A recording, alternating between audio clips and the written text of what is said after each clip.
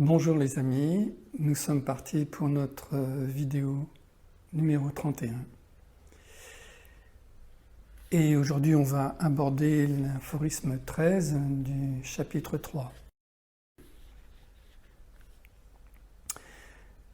Cet aphorisme est un peu une charnière.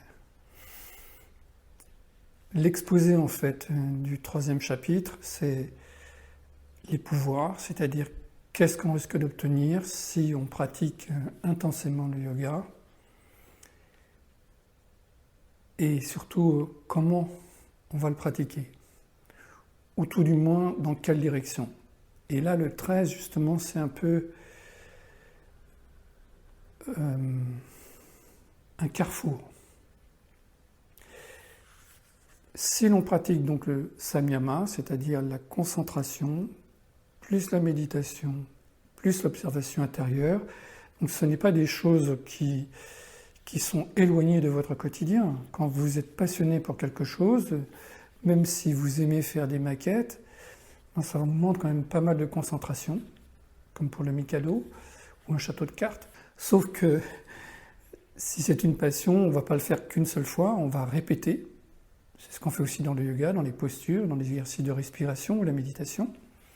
Alors, ce sont des pratiques beaucoup plus abstraites, mais quelqu'un qui va être passionné de musique, pour peu qu'il ait du talent, donc qu'il ait déjà l'oreille absolue, qu'il a commencé très tôt pour la danse, forcément à pratiquer tous les jours, des heures durant, en se faisant remarquer par des enseignants qui vont prodiguer des masterclass, et que cet enfant en se passionnant finalement se centre constamment et canalise toutes ces informations sur ce chapitre-là, on obtient des pouvoirs. Donc soit cette personne va devenir quelqu'un d'illustre dans cette matière, et donc elle va accéder à des performances. C'est ce qu'on va retrouver dans le yoga, c'est ce qui plaît beaucoup en Occident à travers les performances posturales. Mais voilà, quand on lit les Yoga Sutras, on s'aperçoit que la pratique posturale, c'est une direction au service de 7 autres directions. Donc c'est très bien, mais ce n'est pas tout le yoga. On lit l'aphorisme. Par cela, lorsque le samyama, concentration, plus méditation, plus observation intérieure, est appliqué sur les 5 éléments de la matière, on va voir plus loin, ou sur les 5 sens, les transformations, et là pour le coup parinama on peut le traduire par transformation, de leurs propriétés, de leurs caractéristiques temporelles et de leur situation s'explique.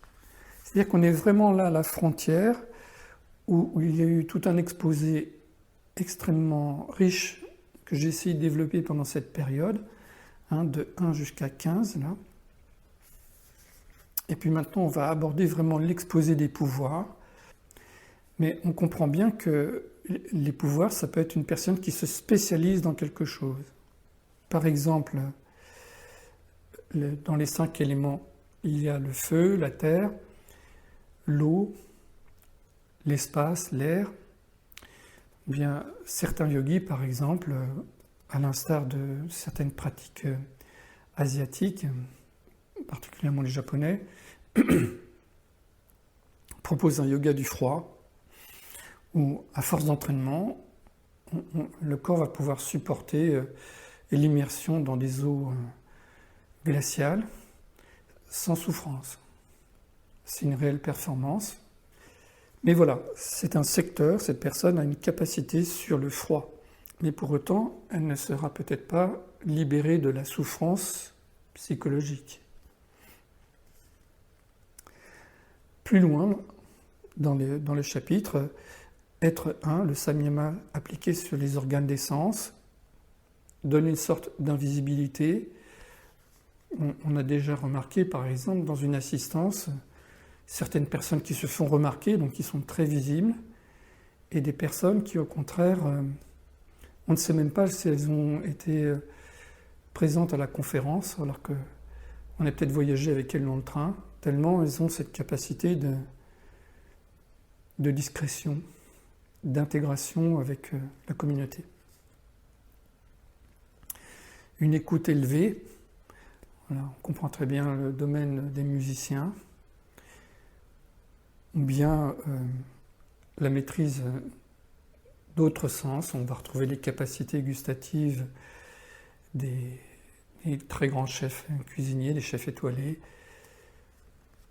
ou ce qu'on appelle les nez, ces parfumeurs qui peuvent reconnaître 300 odeurs différentes sans erreur possible. Donc, cette application de la concentration, de la méditation et des constats qu'on va en retirer peut donner des effets un peu fourbes. C'est pour ça qu'il y a ce chapitre. Par exemple, quelqu'un qui va essayer, donc avec de bonnes intentions, d'être concentré, de faire de la méditation et de faire des constats sur le fait d'être présent, ça peut donner un homme éveillé, comme ça peut donner en même temps un manipulateur. Donc pour en finir avec ces pouvoirs, ça a été pendant des décennies une espèce de propagande assez proche de la magie sur le yoga. Maintenant que le yoga est beaucoup rentré dans les mœurs, bon, cet aspect-là, c'est un peu éteint. Mais certains textes subsistent et on se demande ce que ça signifie. Il ne faut pas tout mélanger. Il y a certaines propriétés du corps qui restent inexplorées. Donc certaines personnes ont des capacités et donc des pouvoirs absolument incroyables. Bon nombre sont des charlatans.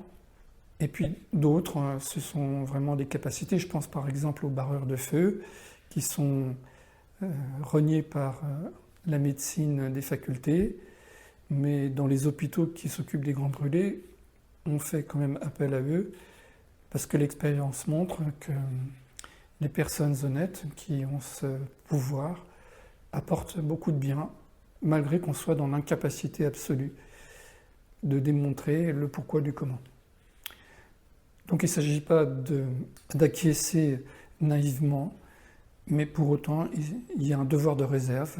Sauf que les Yoga Sutras sont honnêtes, il y a 2 avertissements en disant que la poursuite de pouvoir suscitant de la fascination nous éloigne de notre but.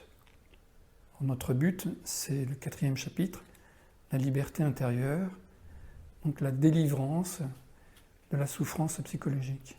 Et ça, si on s'en donne la peine, c'est accessible pour tout le monde. Ça demande un certain travail. Je voudrais profiter de ce petit moment entre nous pour préciser une notion qu'on rencontre souvent, qui est le renoncement. En fait, souvent, on ne comprend pas cette notion de détachement.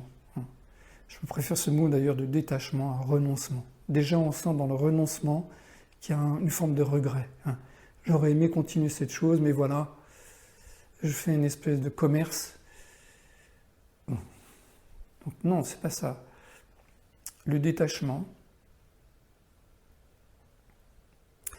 apparaît particulièrement pendant le pranayama. Quand vous inspirez, on peut le faire maintenant, vous faites une rétention, et à ce moment-là, peut-être, des pensées viennent, des désirs viennent taper à la porte de vos pensées. Restez ancré dans l'instant présent, c'est accepter un détachement par rapport à l'appel de ces désirs. Donc on fait une sorte de choix. J'essaye de favoriser l'instant présent, le vide de pensée, la vacuité, par rapport au tumulte des pensées.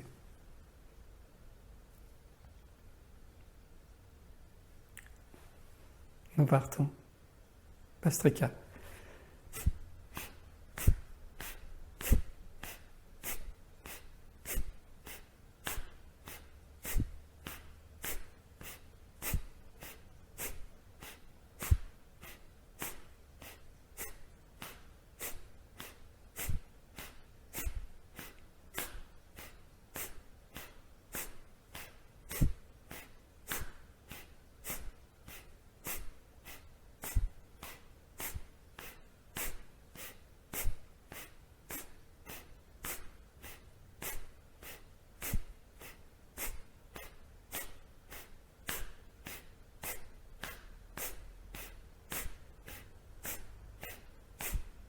On double.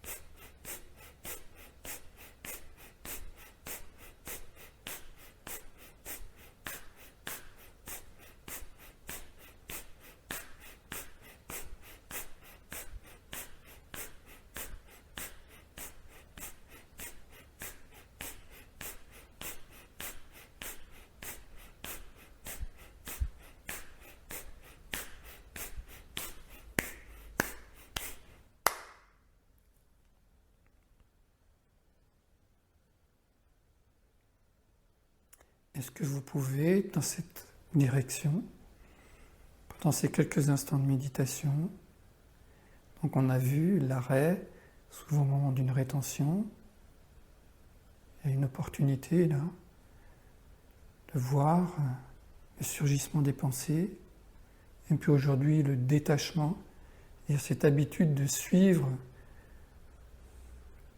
des pensées que je ne souhaitais même pas au départ. Revenir à la sensation, ekagrata.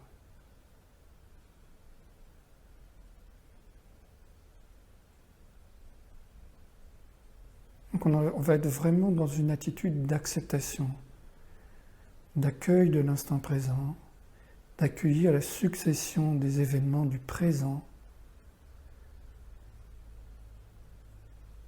Donc vous allez assister au fait que votre pensée redémarre. Puis vous allez avoir un moment de saisissement, la sensation qui réapparaît, avec de moins en moins de remous, avec de moins en moins de condamnation.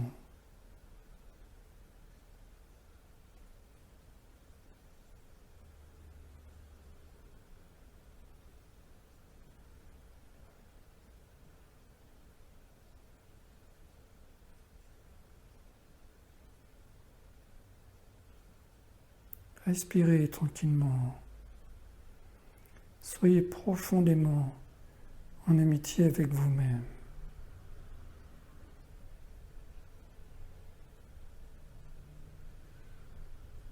Sans tension vers un objectif. C'est pour ça qu'on parlait des pouvoirs tout à l'heure. Et de la tentation du lustre du pouvoir. C'est pour ça que c'est une voie de l'humilité, le yoga.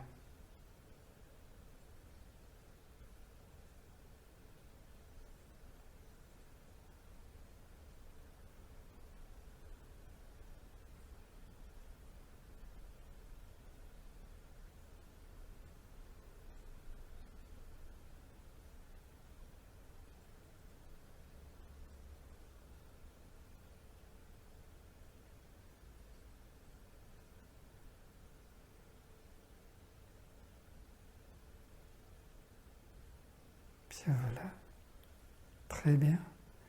On se met en position debout pour la salutation au soleil. Main jointe. Inspire.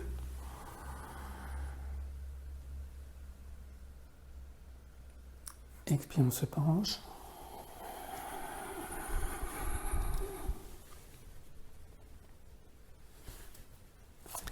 Pied droit en arrière. Deux index pointés.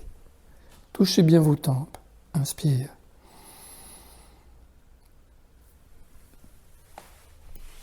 Chien tête en bas. Expire. Un pas en arrière. Baissez bien les épaules. Inspire.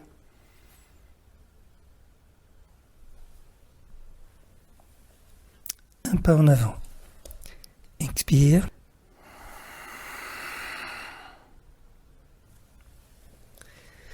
Pied droit sur la ligne de départ.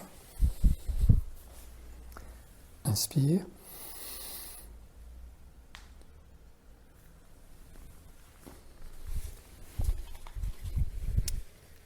Expire. Genoux pliés, lève les bras, regarde devant. Inspire.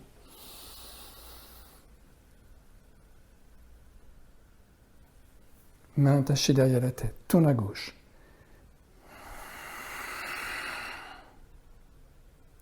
Inspire. Expire.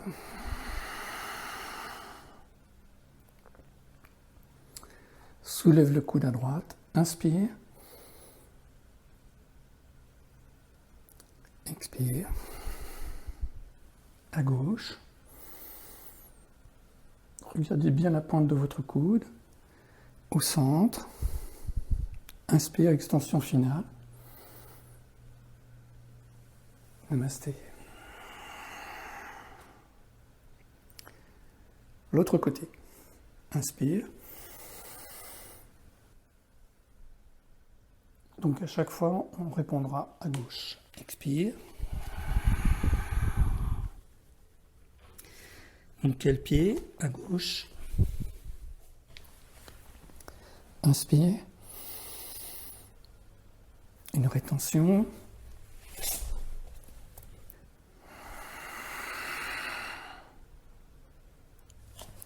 Un pas en arrière.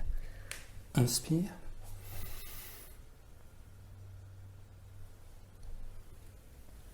Un pas en avant.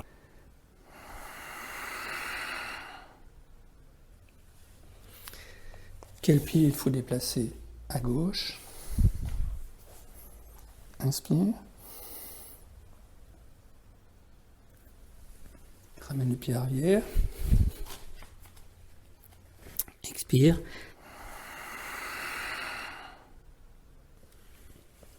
Plie les genoux. Lève les bras. Inspire. Main attachée. Tourne à gauche. Expire. Inspire. À droite. Reviens en rétention.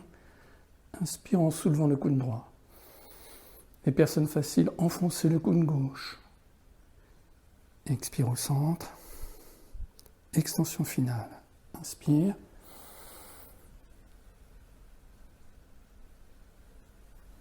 Namasté. Très bien. Maintenant, on va aborder Uttanasana. Uttanasana, c'est une posture majeure, mais quand même une posture difficile. C'est une flexion de hanche complète. Normalement, le buste touche les cuisses. Vous le connaissez, puisqu'on le fait régulièrement dans la salutation au soleil. Donc, on va essayer de l'aborder par krama, par étapes. On va avoir besoin de 2 briques. Rassemblez les 2 pieds. Posez les mains sur les briques, debout, à champ, à plat, au sol, selon votre niveau. Commencez peut-être pas trop quand même. Voilà. De sorte de pouvoir, dans cette position médiane, avoir un dos assez droit. Et on va commencer. Inspire, on lève les bras en dynamique. Ça, c'est mon perchman. Expire, on se penche.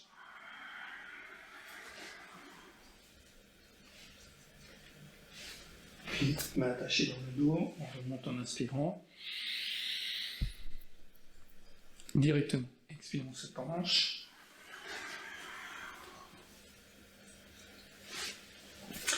Inspire. Encore 2 fois. Expire.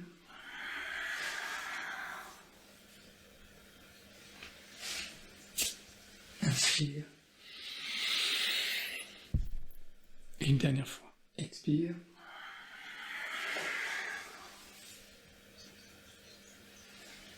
Inspire.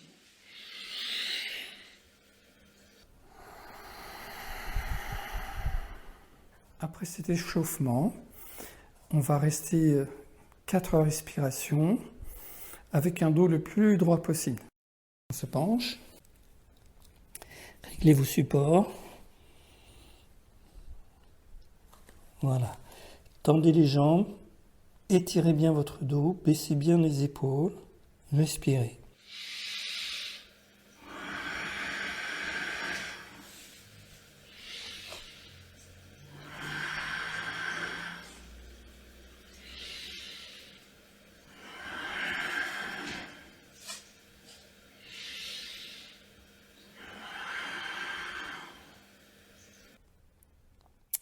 Très bien. Et maintenant, on va partir de cette position.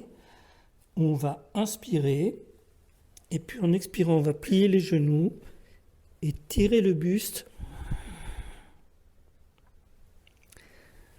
Inspire. Jambes tendues, dos droit. Expire.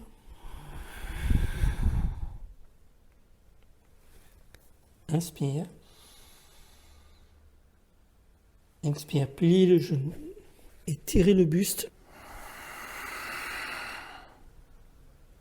Inspire dos droit.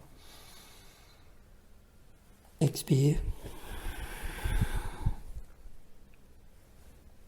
Une dernière fois. Expire. Puis maintenant, tendez les genoux et restez dans la posture. Gardez le ventre rentré, gros orteils joints, les genoux non écartés. Voilà, on évite la position cow-boy.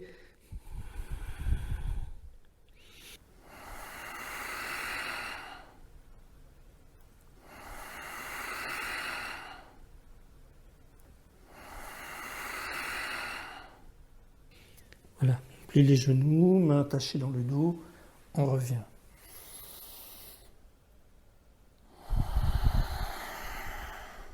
Uttanasana, c'est une des postures comme le guerrier ou d'autres postures majeures. Il faut pratiquer longtemps, régulièrement, patiemment.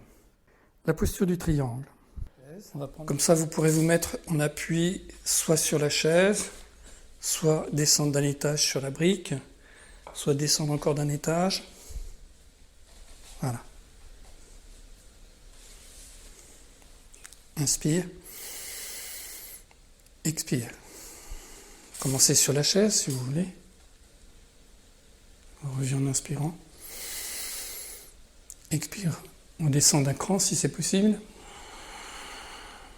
Regardez bien le plafond, baissez bien les épaules. Inspire. On descend encore d'un cran.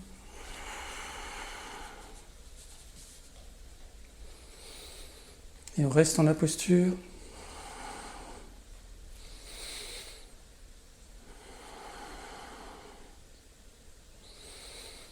Surveillez votre respiration. Est-ce que vous pouvez respirer calmement? C'est le bon réglage. Si vous avez du mal à respirer, c'est que c'est trop fort. Remontez d'un cran.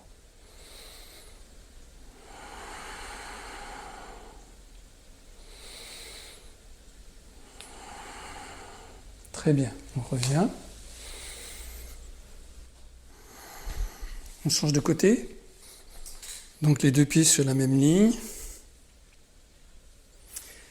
Pas mal d'écartement. Inspire. On se penche à gauche. Une première fois sur la chaise. On revient. Inspire. Descendez d'un cran.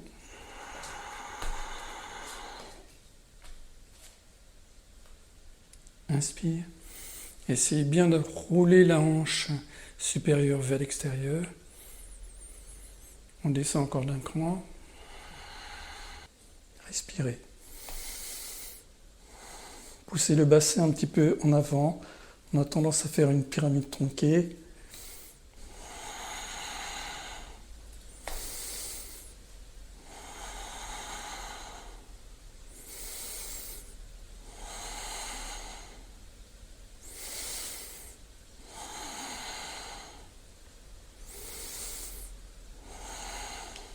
On revient. Très bien. On aura peut-être besoin finalement d'une brique si jamais la terre est basse. Pour les besoins de la démonstration, je vais faire comme en cours, c'est-à-dire que je vais vous tourner le dos, et cette fois-ci, donc, je serai dans le même sens que vous. Donc cette fois-ci, votre droite sera aussi ma droite. Hein, avant de vous tourner le dos. Je vous montre de face. Donc on va enjamber la chaise. On est tout au bord de la chaise. Et comme on veut passer la main devant, si la terre est un peu basse, vous la mettez à champ. Je pense que pour tout le monde, ça devrait passer. En cas de difficulté, vous la mettez debout. Voilà. Si vous sentez rien, vous descendez un petit peu. Alors ce mouvement-là est très utile hein, pour arriver en fait, à ce que l'épaule descende et permette en fait, au bras, pour faire d'autres postures, à tourner. Donc il faut vraiment essayer de travailler, ainsi que le renversement sur le côté. On a besoin que cette épaule descende bien. Comme promis, je me mets dans le même sens que vous. Essayez de faire en sorte que le tibia soit perpendiculaire au sol. Donc on se met en appui sur la brique si nécessaire. Et cette fois-ci, la chaise va nous être utile. C'est-à-dire que l'épaule supérieure qui a toujours tendance à rebiquer, eh bien, vers le sol, on va essayer de se servir de la chaise d'une façon ou d'une autre, hein, avec le pied, avec le dossier, pour faire tourner le buste et regarder le plafond. Donc l'idée, c'est que mon épaule descende, voilà, et que le haut de mon corps tourne vers le plafond.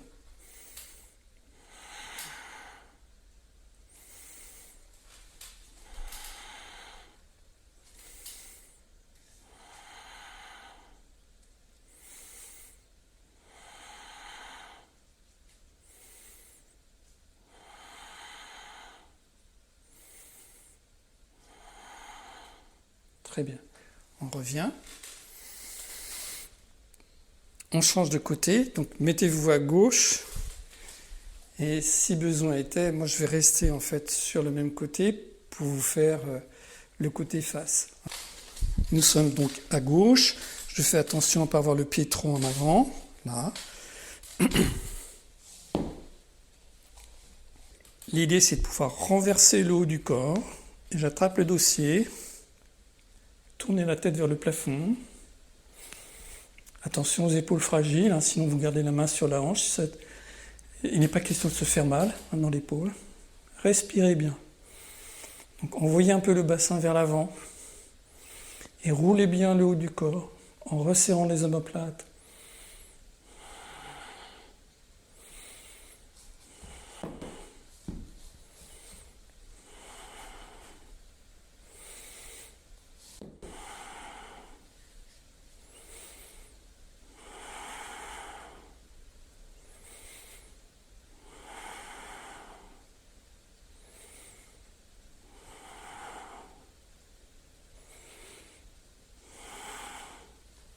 Voilà, très bien.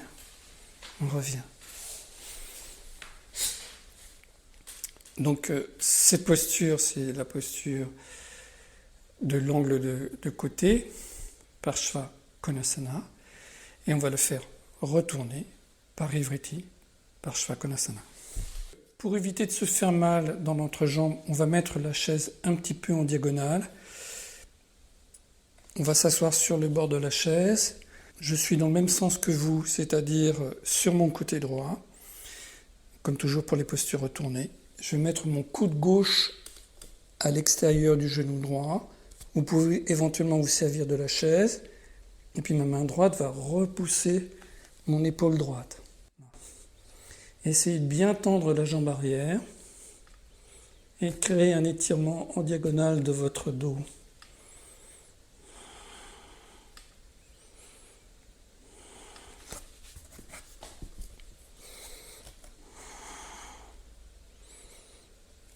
On peut mettre la main sur la taille ou le bras.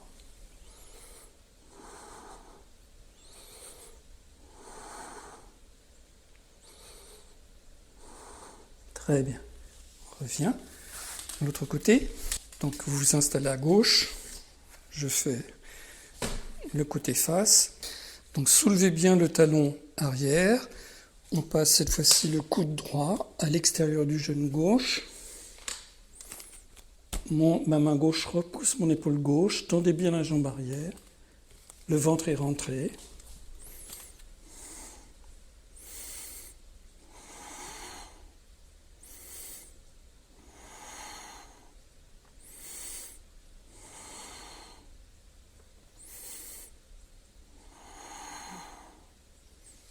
Très bien. Maintenant, on va prendre un tapis pour faire une petite variante sur Utkatasana. Rangez la chaise. N'hésitez pas à prendre un petit support pour que l'exercice ne soit pas trop difficile. Nous sommes pieds joints, doigts croisés, paume de main vers l'avant. Inspire, on lève les bras. Expire, on descend. Comme si on était assis sur une chaise. Inspirez. Expire, on descend les bras. On descend le bassin vers les talons. Et on recommence. Inspire. Expire dans la position de la chaise. Inspire, on remonte. Le repos. Inspire. Expire.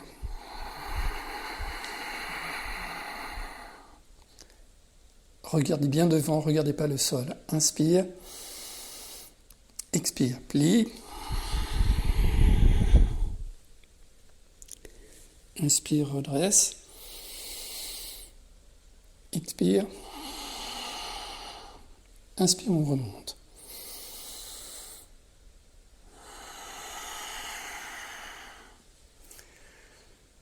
Une dernière fois. Inspire. Expire. Inspire. On descend. Rentrez bien le ventre. Inspire, remonte à moitié. Expire. Et on remonte.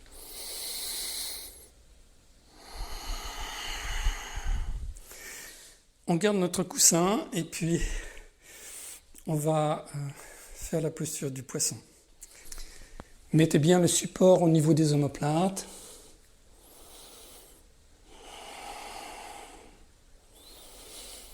Essayez d'avoir la tête soutenue. L'étirement des flancs. Respirez dans la cage. Essayez de tenir le nombril. Épaules fragiles, bras en croix. Sinon, mettez les mains sur la cage. Ne vous faites pas mal. Pour les épaules, si on force, c'est de pire en pire.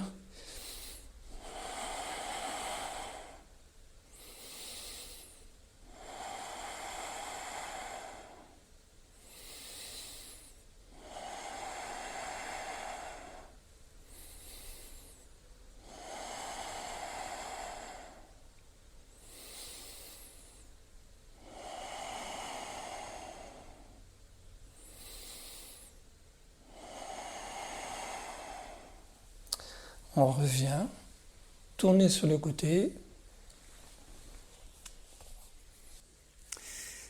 Puisqu'on a fait ce travail d'ouverture, eh bien, on va faire la table à deux pieds. En position allongée, bras le long du corps. Donc on pousse un peu avec les avant-bras. On rapproche bien les omoplates. Donc le buste se bombe considérablement. Voilà, et on fait monter le bassin, ce qui est possible, en baissant le menton vers le micro, je suis désolé, vers le sternum.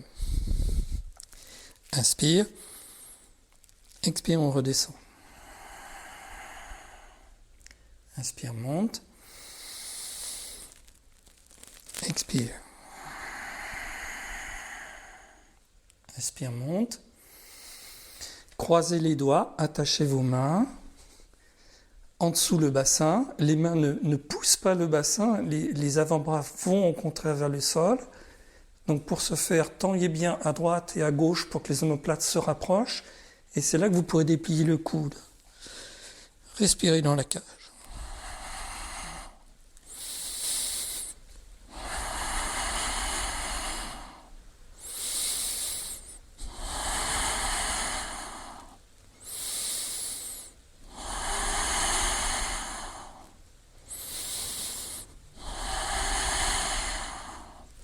Une dernière fois. Inspire, détachez les mains et en expirant, on revient. Tournez sur le côté.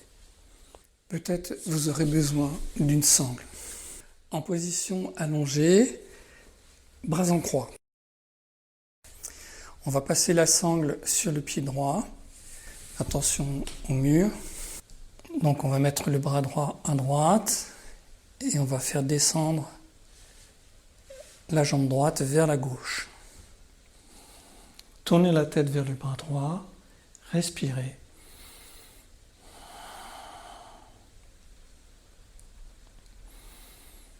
Les personnes faciles peuvent attraper leurs pieds.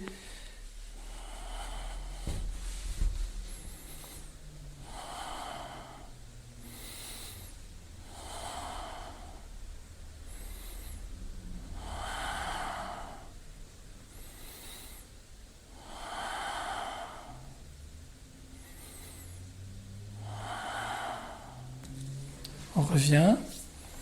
L'autre côté. Passez la sangle sur le pied gauche.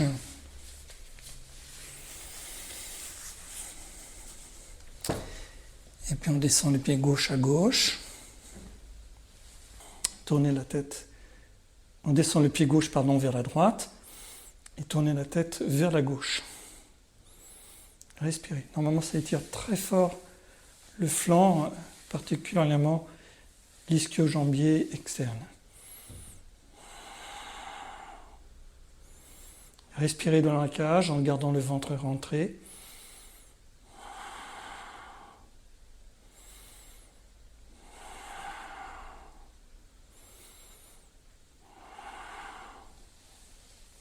Très bien, on revient. Pour Vottasana, donc soit vous êtes un petit peu en difficulté et vous montez genoux fléchis. La posture, c'est genoux tendus. Et donc on monte tout droit.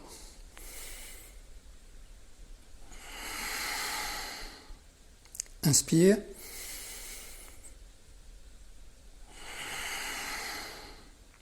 Inspire.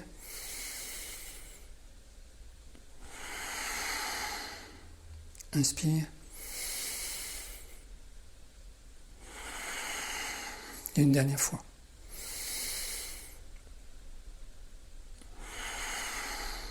Très bien. Donc on démarre à quatre pattes.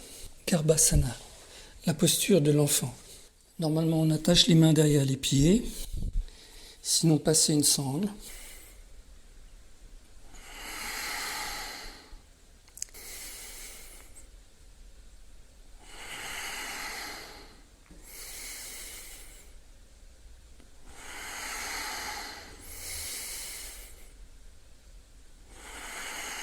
Genoux joints.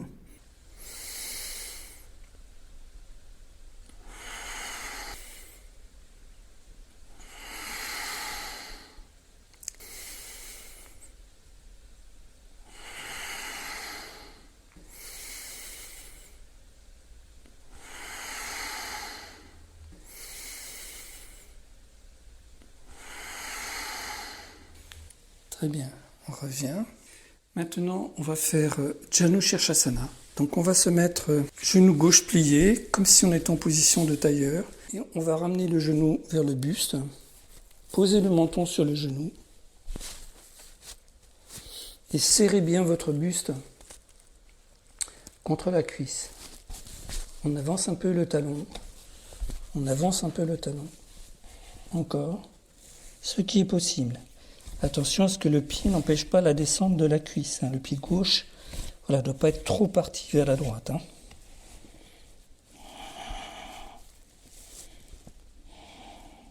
Restez le buste sur la cuisse, restez le menton sur le genou.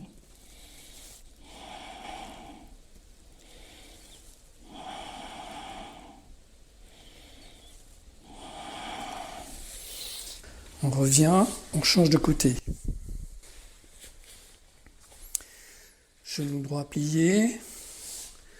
Je ramène mon pied gauche. Je tourne bien mon nombril pour que mon sternum soit face à mon fémur.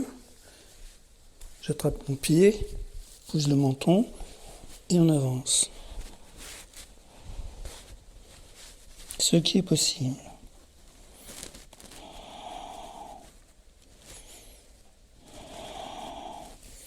Si vous avez mal dans votre genou, vous pouvez déplier la jambe, tant pis.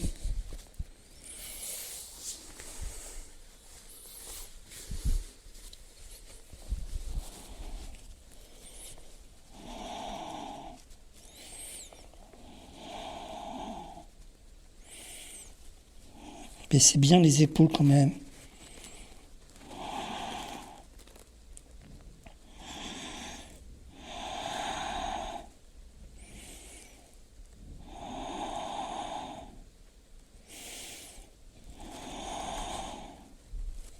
Voilà, très bien. On revient, levez les bras.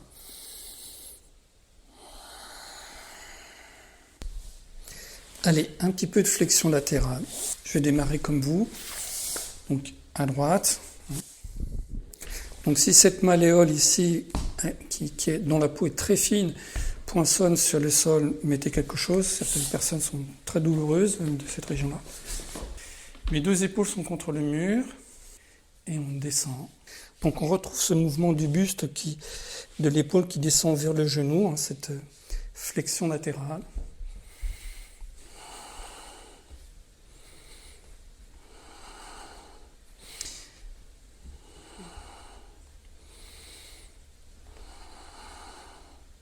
Restez bien avec les deux épaules, comme si on voulait coller la joue gauche contre le mur.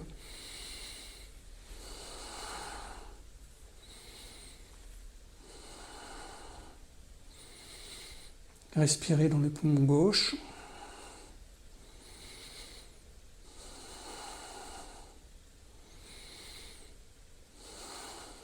On revient. Jambe gauche vers la gauche. Genou droit plié. On va chercher, peut-être on va laisser la sang.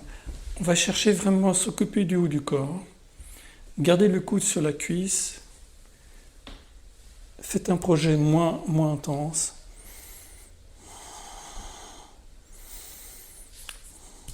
Posez la main sur le pied par exemple. Sentez que ça étire ici, sans couper la respiration. Baissez bien les épaules.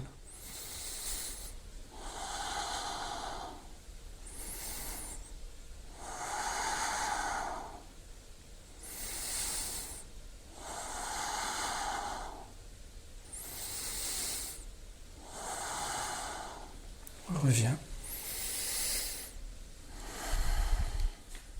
Allongez sur le dos. Attrapez le genou droit. Inspire. Deux bras en croix.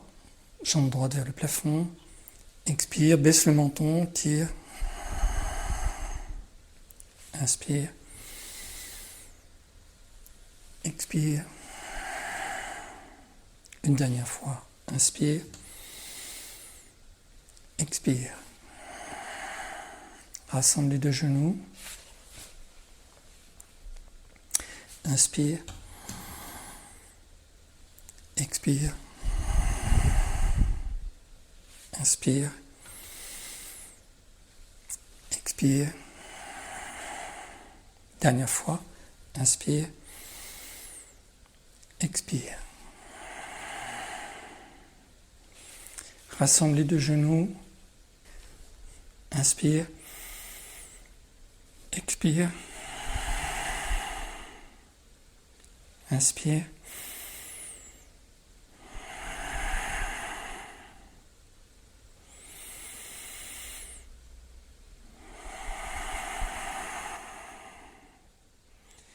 Restez les cuisses touchant la cage, rentrez le ventre, respirez. En essayant de toucher le moins possible les cuisses avec l'abdomen.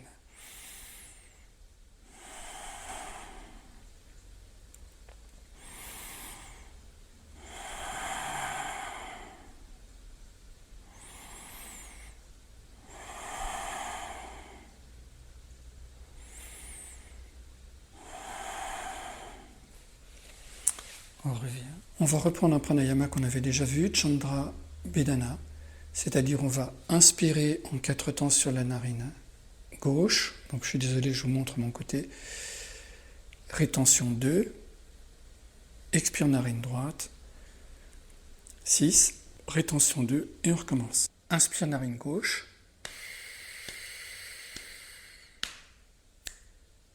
Expire narine droite.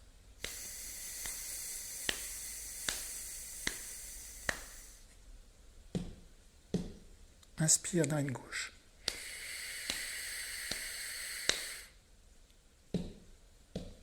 Narine droite. Expire.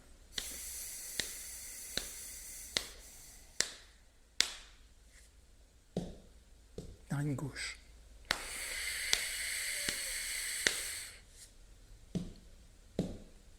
Narine droite.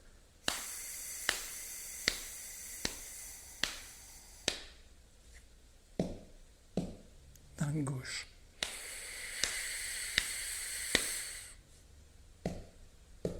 Narine droite.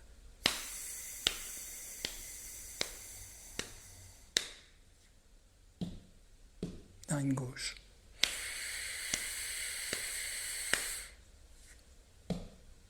Narine droite.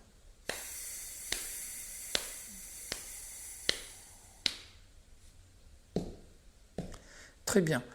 On change de côté. Autrement dit, Surya Bedana, solaire. J'inspire narine droite et j'expire narine gauche. Inspire.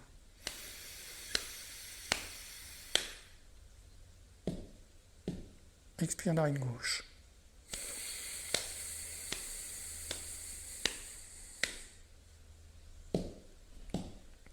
Narine droite.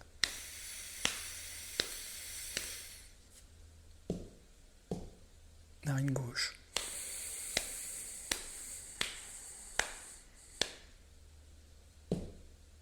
Narine droite.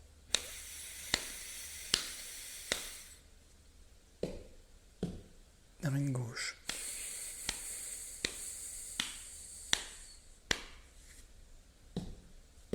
Narine droite.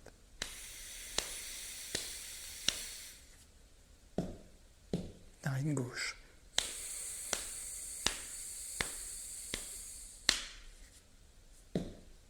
Dernier.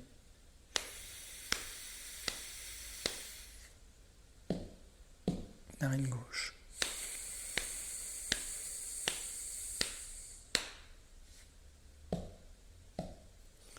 Très bien.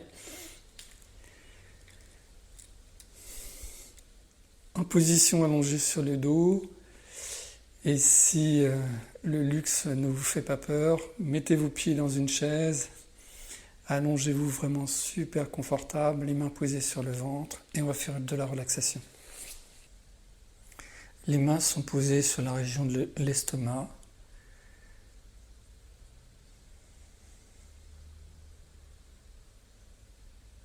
La respiration est abdominale puisque les lombaires sont bien calés au sol.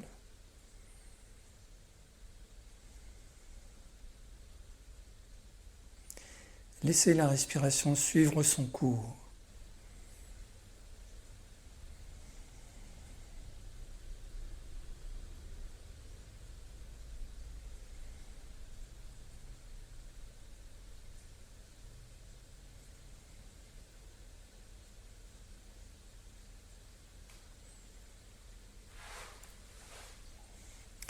Lâchez les genoux. Ajustez un petit peu le menton, qu'on n'ait pas trop la tête renversée en arrière. Épaules détendues.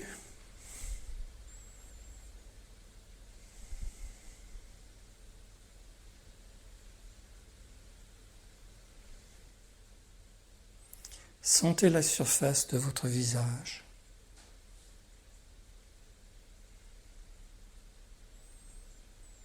Vous êtes allongé tranquillement. Et puis, si vous avez de jeunes enfants ou des petits-enfants qui vous surprennent dans ce moment de relaxation, vous aviez un peu froid, vous aviez un foulard, un beau foulard en soie, et puis dans un moment d'affection, en fait, ils viennent déposer sur votre visage et sur votre gorge le foulard de soie. Et sous le foulard, vous souriez dans ce moment de complicité. En souriant, vous sentez les parties saillantes de votre visage qui touchent le foulard. Vos pommettes, bien sûr. Les parties qui ne touchent pas la région des yeux. La partie qui touche le sourcil, le front. Laissez le front se desserrer. Respirez de manière fluide dans vos narines.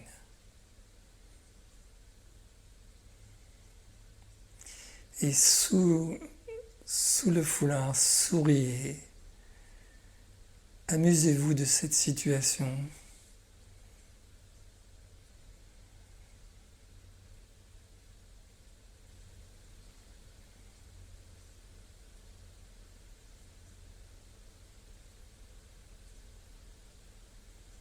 Le contact de votre tête, l'étalement de la colonne. Vous sentez votre dos, son contact qui varie en fonction de la respiration. Le relâchement complet des jambes, des cuisses. La douceur de vos mains, de la paroi abdominale.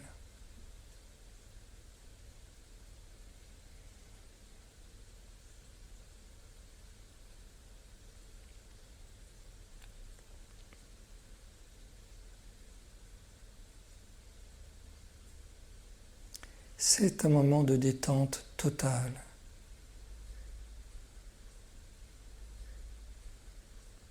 Dans le rythme de la vie de tous les jours, on dirait qu'il ne se passe rien.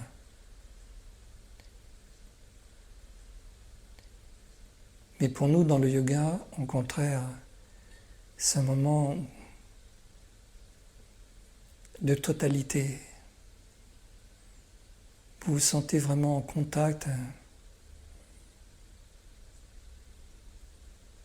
avec l'instant présent, un moment d'unité, de complétude. L'attelage corps-mental ne fait qu'un. Votre mental reflète parfaitement l'actualité du corps, sa détente, une respiration lente, profonde.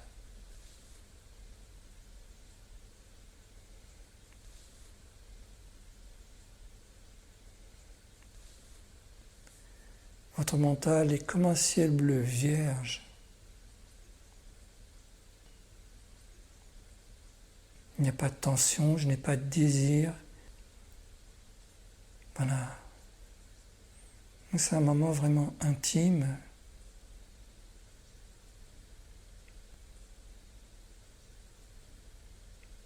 Ma respiration est très pure, comme lors du sommeil profond.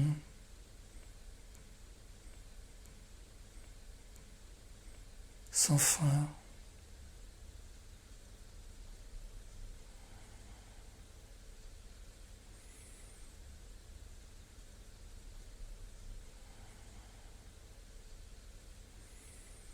Les traits de mon visage se détendent en profondeur.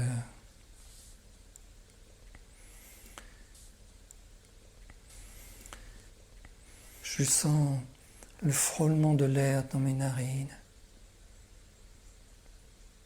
Tant on inspire, quand l'air s'engouffre dans les fosses nasales, dans la gorge, puis le mouvement de la cage, puis dans l'autre sens en expirant, la gorge, les fosses nasales, et c'est comme si on suivait l'extérieur des narines.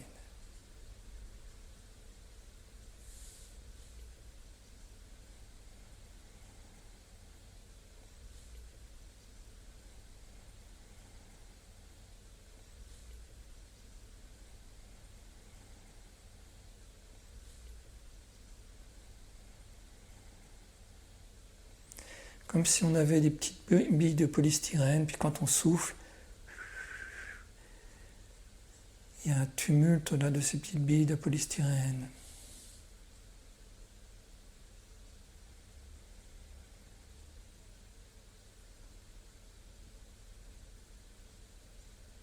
Restez avec un visage très tendre.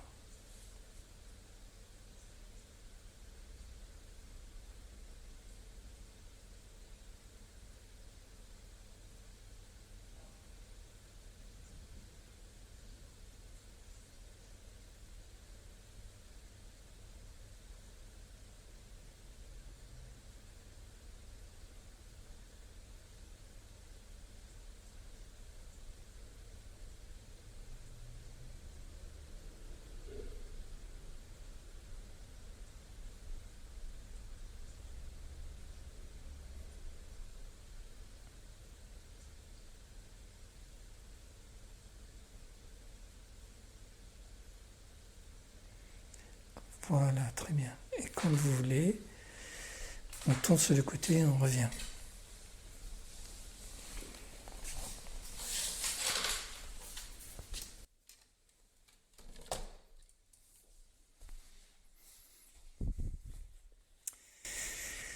Voilà les amis, passez une bonne semaine.